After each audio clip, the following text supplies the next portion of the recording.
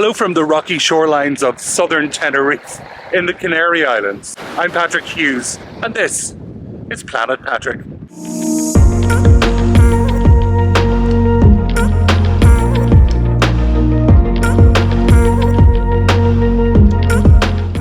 This is my grumpy face. Well, grumpy and not grumpy.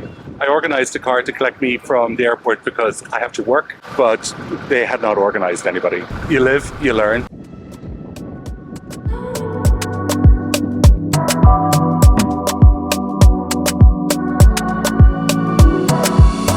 Hello from the Barcelo Tenerife Hotel, of course on the island of Tenerife in the Canary Islands.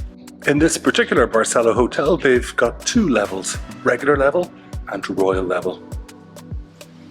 I guess I'm on the regular side then. I've gone for an all-inclusive deal which includes all my food and beverages. And this little kind of red thing that they put over your arm and you can't take off shows to the bartenders or the people in the restaurants that you've already paid. It's very warm this afternoon. I think maybe a pina colada would be quite nice, but not walking in the rain. This pina colada looks very dramatic. You can see right down over the entirety of the hotel. I'm going to enjoy this before we check out the room. Hello, this is my room at the Hotel Barcelo Tenerife. I'm in room 276. Okay, wow. This is a big room. I'm not a fan of connecting rooms, particularly when this one is not locked. Comfortable beds, hopefully. Let's try it out. I mean, firm but giving. There's a desk here with a rattan chair. That'll work fine for what I needed to do for work today and tomorrow. I'm here from a Thursday till a Sunday and I'm working Thursday and Friday. I have to be honest, I don't particularly like these glass walls into a bathroom. Two nice big sinks here, big mirror above. The tiles are all branded with the Barcelo. And then in here is the shower. Oh, the toilet and a bidet. Let's have a look over here at this kind of wall of amenities. Alright, in the mini bar there is a water and then some storage here. There's plenty of room to hang up your bits and bobs and a full-length mirror. Hello.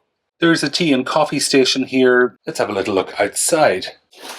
Now, I'm not on kind of the expensive side. Those are higher up and have a view of the sea. I appear to have a view of a green lake. I don't mind particularly, I'm not here for very long. But the balconies are big. Those look very nice. I'm not sure about the green colour of water, but they've set up that little lake for kayaking. I'm pretty happy with that. Well, the room is one thing, but why don't we also have a little look around the grounds?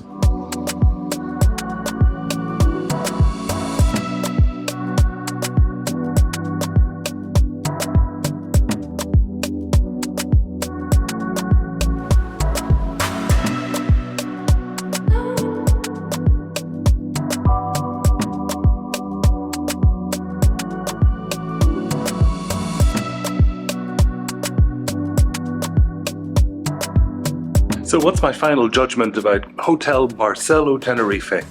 Well, it's a beautiful 5-star hotel, there's no doubting that.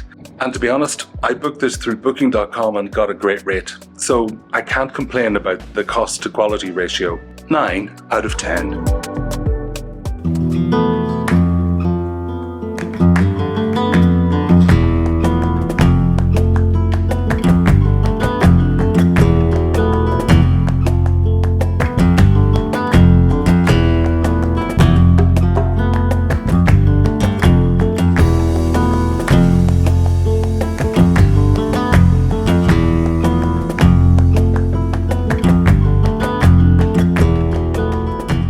Where you pick to stay is an important part of being a digital nomad. If you're going to spend the cash to be in a hotel every night, you'll soon run out of cash, pretty much irrespective of what kind of gig you're doing. From time to time, I choose to stay in an Airbnb. I'm finding that often in the US and Canada, Airbnb prices are almost as expensive as hotels. I'm in the south of Spain. This is a great place to be a digital nomad with your own place. There's so many apartments for rent during the winter. This is a 1-bedroom apartment, though I think when you see it, you might call it a studio flat. Let's have a quick tour. So this is the kitchen, which is kind of in the entrance corridor area. Through here is a bathroom. It's small, but it's fine.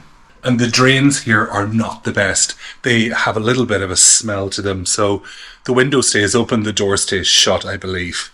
That would be a really nice place for a desk. There's kind of a big unit here with a TV. Their Wi-Fi here works out about 250 megabytes per second. I think this whole area was probably originally a balcony. And what happens here sometimes is that people close these in. It's given them an extra room. So it's nice to have this dining table here with 4 chairs. They do have these roller blinds in most parts of Spain here. And you can look up here towards the mountains. Behind us is Calahonda and Mijas. And in this direction is Marbella. In that direction is Malaga. There's a big opening here into the bedroom. This originally would have been a properly closed off bedroom. Anywho, there's a double bed here. Seems perfectly comfortable. Everything is very clean. I'll say it once and I'll say it one more time. Working from an Airbnb is not a flawless solution for digital nomads. The noise here isn't too bad today. There's very little that the Airbnb owner can do. In this case, I let them know that construction was happening just along the corridor and they didn't know about it either. And to be fair to them, they released me from my contract, meaning that I don't have to stay here any longer. That's kind of a risk of being a digital nomad, and it's kind of a risk of being an Airbnb owner. So we will commence our flight. Today flight time is going to be 3 hours, 40 minutes from takeoff to land. So there was none of the promised turbulence in that flight, but there is something else. A little bit of snow. Hello from Oslo Airport, and the one that's further away from Oslo than the other. This is Oslo Torp. If you've landed here, probably on a cheaper airline like I did, how do you get from here into the centre of Oslo?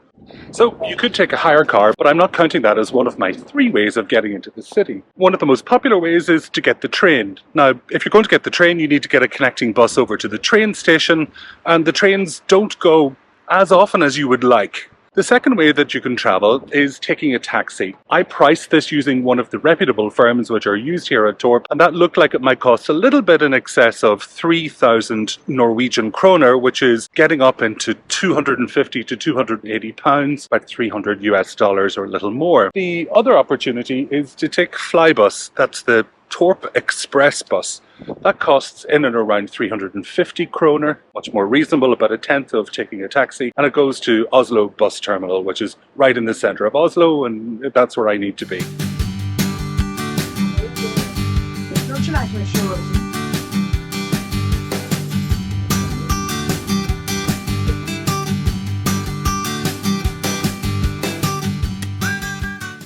Hello, are we on?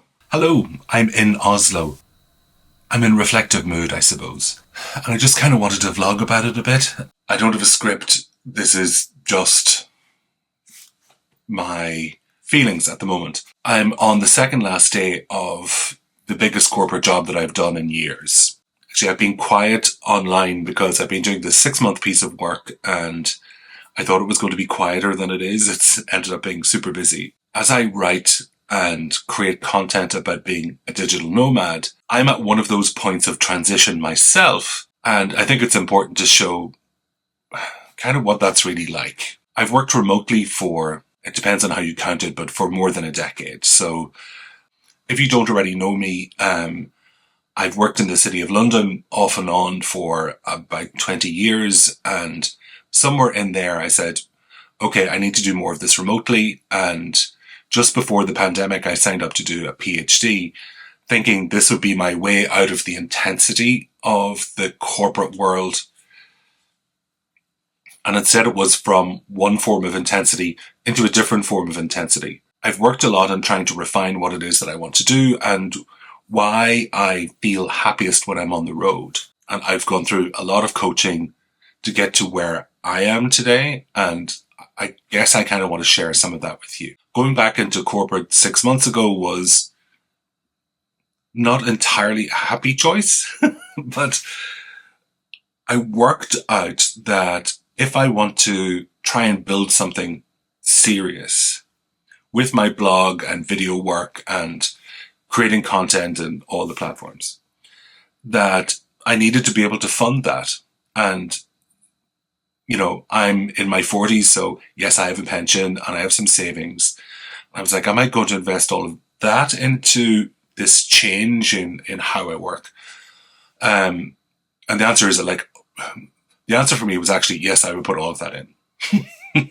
Maybe that's absolutely bonkers, but a practical part of myself, the finance part of myself, said, okay, what I'm going to do is to work for 6 months, gather up what I can from that, live relatively frugally during those 6 months, and then that becomes my pot of money to help things get established. What I'm not doing is saying that's enough money for 6 months or 12 months. And if it doesn't work out, I'm going back to corporate, because that's not what I want to do. It's time for me to remove the training wheels, yes, in my late 40s, and actually go for it in a different way than I've gone for it before. I'm here to share some of that with you. Well, I'm here to share all of that with you. I have 2 days left with this client. I'm not unhappy to be finishing. It's like breaking up with a slightly controlling partner who both hates you and loves you. We really want you to stay, but also you are not living by our rule. And our rule states you're loyal to the company. I'm not that guy, because I don't think that's how it works. I'm documenting what I'm thinking in these last couple of days. 2 more days to go. I've already got a bunch of handover emails out this morning. I'm not going to show you my diary because, privacy. But I have 5 meetings today, which is not a super busy day. And then tomorrow I have a couple of really big meetings. I know, on my final day. But part of my handover sparked, some interest, and that's going to play out. It looks like this meeting is getting started. So, okay, I'll check back in when I can. Hello. God, this lighting's terrible. So it's the final day of work. Yay! But before I get started, I've been awake since 5 a.m. Before I get started, I have to pack everything up because I'm flying late this afternoon from here in Oslo to Fort Lauderdale in Florida for a little bit of sunshine. So I can't complain. I probably still will because I'm a bit tired. Anyway. Hello from the final day of work from here in Oslo. What looks like a friend of mine described as a prison cell. And to be frank, she's not far wrong. A prison cell might have fewer sort of holes in the wall. Oh well, it wasn't expensive.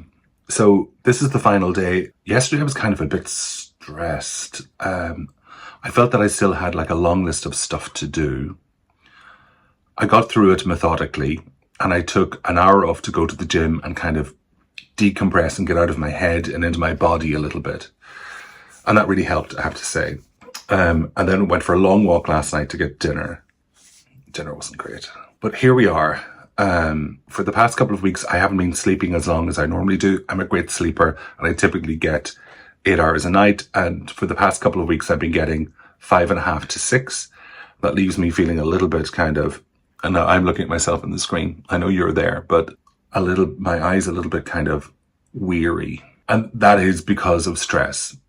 With this being the end of my corporate career, I wanted to hand over and make sure that I did a great job at the end, and that I went away feeling that I'd done myself proud, in a way probably over-providing for the client.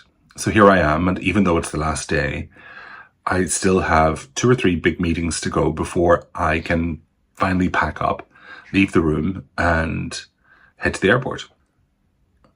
I didn't want today to be like a precipice, end of corporate, and then I'm going into this crazy madness, which is going kind of more full-time into content creation, writing, videography. What I wanted to recognize about my own spirit and mind and body was my need to decompress after this kind of corporate work. What I've done is to deliberately schedule downtime. So I'm going to spend 3 weeks in Florida, visiting with friends, and then I'm going to Orlando for a week on my own. Not necessarily to do anything kind of with the parks or whatever, but to just rest. So I want to see how that plays out, because I'm somebody who likes to be busy. I've got 3-4 hours more here. First meeting coming up in 10 minutes. So I am going to sign off for now. And hopefully the next time I see you, I'll be at the airport. I'm sitting on the plane about half hour into the flight, and I can't believe that work is over. But mine's still kind of holding on to it a little bit. Maybe when they bring a gin and tonic, I'll start to feel it a little bit more.